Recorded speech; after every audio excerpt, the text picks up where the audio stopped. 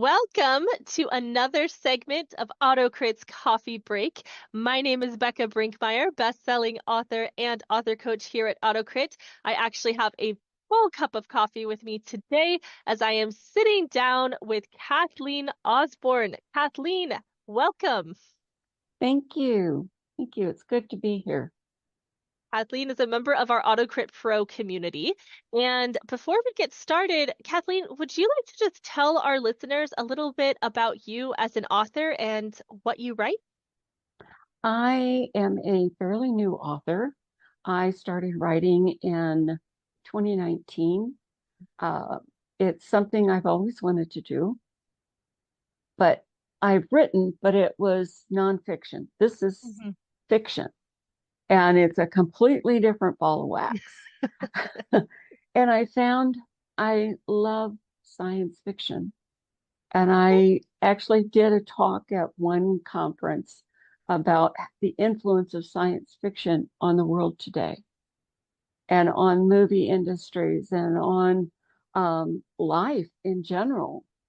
And it has been a cutting edge for our actual scientists.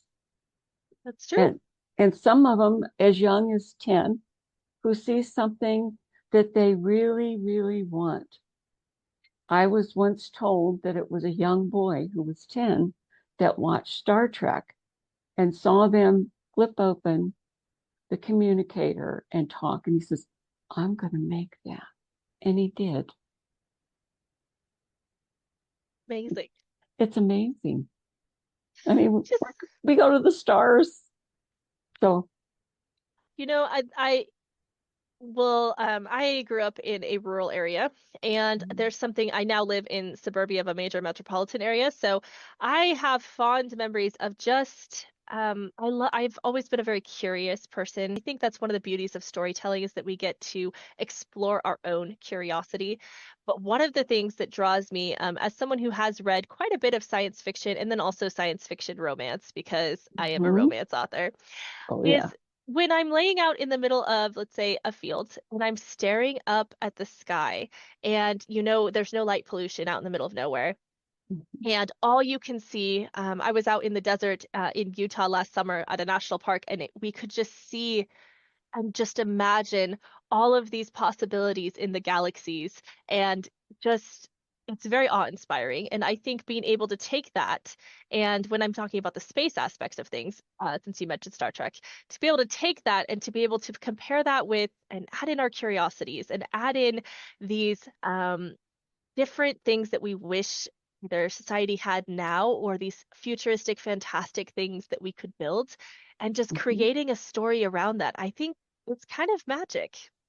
It is. I mean, think about they've just created a camera that they've publicized anyway that takes pictures at the speed of light. That's wild. Isn't it? It's just incredible. I've always dreamed of different traveling to different planets and things like that. And now I live up in the White Mountains, but we had an abduction. The gentleman from Fire in the Sky is Hmm. 30 miles from my house. Oh, wow. So it's very real here. And people do go out in the middle of the mountains and they will do alien watching.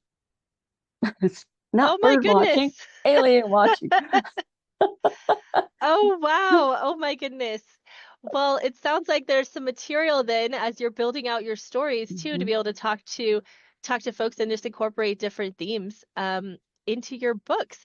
Now, I know because you said you are a newer author, but you've been writing for a while. 2019 was, is that's been a while now. So I am Yeah. also am an established author, but you know what? Every author has a challenge, and that usually is in the editing process. Oh, I would say we all have our own unique challenges with editing. Sometimes it's that we're too close to our own work.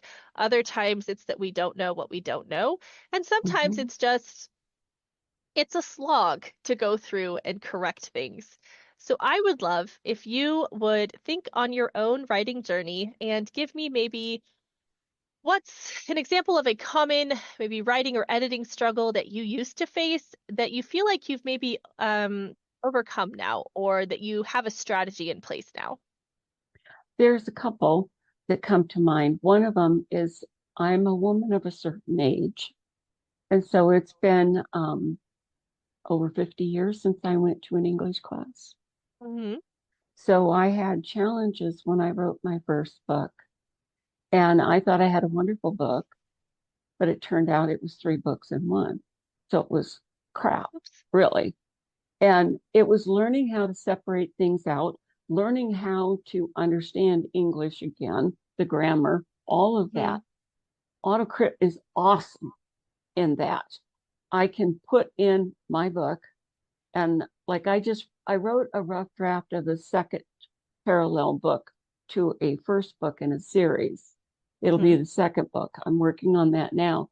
And I discovered I had it. I'd forgotten I'd even written it. And I put it in AutoCrit and I thought, oh my goodness, it showed such improvement. It wasn't below 90 in any area. Like, yeah. I But swear those comparison scores, they can be so validating sometimes. yes, yes, they are. I mean, there's still some low areas. I'm Hmm. always high in dialogue. It's the repetitive that I have a problem with. And sometimes it's the extraneous words like that, or too many words. Again, that's the repetitive. So I use that report a lot. I Hmm. go through and I look first at the highest numbers and then go through and I find I have to rewrite sentences or paragraphs but it makes it stronger Yeah. and it moves the story along so much more better. And I just had a friend say, I want that book, but I want the Ooh, sequel right away. I don't want to wait. He says, when will the sequel be done? like I'm um, working on it. yeah, that's what I told Yeah. him. But it's Oh my it's goodness. eliminated a lot of other reports or other time that took away from me working on it. It's made it simpler. It's broken things down for me. And that's what I love about it is it puts it in language that somebody who has not had um, training in that Hmm. area. I work with a young gentleman who's got his MFA and all that stuff. And fortunately, he dumbs things down for me. But uh, AutoCrit puts it in language I can understand so I can correct it and I can I, see it. I love that feature as well. It streamlines your editing workflow, which because it is a time-consuming process. I like that some of us, I'll just use myself as an example, have a visceral reaction to what I call making your manuscript bleed. So the very old school method of print it out, get a red pen, and hack it up. I can't, it's hard for me to do that. It is Mm-hmm, not hard for me to be brutal in my line editing with AutoCrit because it doesn't change any of our work. It just mm-hmm, highlights things. Sometimes the adverbs stay because they're often in dialogue. And for me, I want my character, I have character-centered stories. So, and they are dialogue heavy because it's romance, and I'm mm-hmm, chatty. mm-hmm. People people speak informally. Yeah. That is conversation. People use contractions when they speak. Adverbs are a part of speech that happens in conversation. So I'm not going to take them all out. I refuse. Mm-hmm, But I have the option. And it also is going to, I've noticed since I've used AutoCrit that there are certain things that happen with each draft, but they're happening less. Because I yeah. know that when I went in that editing process of the previous book, I had to fix that. And it's a learning method of making you a stronger writer while still preserving your voice, which I think is really important. Yeah. I am part of a script, we call it anyway, science fiction, fantasy specific um, critique group. Hmm. And I wasn't able to go for a while because of the time zone they were in. And I went back and I brought something for them to prove, and they're like, You have grown so much. Ah, And a lot of it is AutoCrit, using that because you have to learn when you have to change things around. it's true. It makes you learn whether you want to or not. But also what I do with those some of those things that it says that it's not necessary, I've but it's a darling. I've created files because I'll drop them in later Hmm. or in a second book. I try not to delete. If I like something but it doesn't fit there, it goes in my slush pile, and my slush pile gets reworked and reused somewhere else. It's been something I have enormous slush piles because I write so much. Mm-hmm. But you know what? I still count those words as something that I created, and we're gonna use it somewhere. We're Yep. gonna use it somewhere. Yep. So, Kathleen, as we wrap up your interview, I would like to say, let's pretend for a second that we met at a book club and you just told me that you're an author, and I asked the question that always comes after that, which is, what do you write? I want you to sell me and our audience on one of your books in a 30-second pitch. I write science fiction, romance with aliens. I do that because it shows the difference in an easier way for people to accept of one type of person versus another type of person. They can create a union. They can be happy. They can overcome obstacles. Anything that can be put before a strong couple will win, always.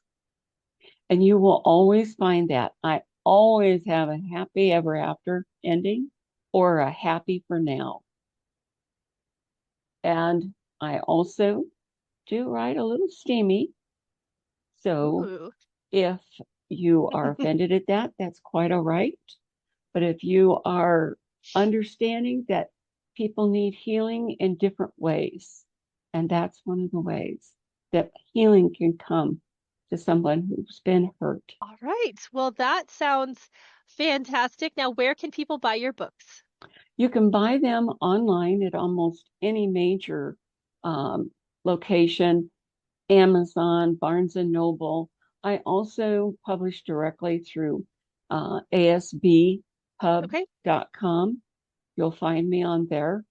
I have ebooks, hardback, and paperback for my novels, and for the anthologies I engineer with other authors. Those are strictly wide, and they're published through Draft to Digital. Fantastic. Well, I will make sure that your links are put in the caption so that people can easily find your work. And with that, thank you so much, Kathleen, for sharing your insights, your time, and your work with us today. It has been a pleasure to have you on for our coffee break. Thank you. I've enjoyed it so much. I can't wait for the next one, and please let us know when your next book comes out. And thank you to our audience for tuning in today.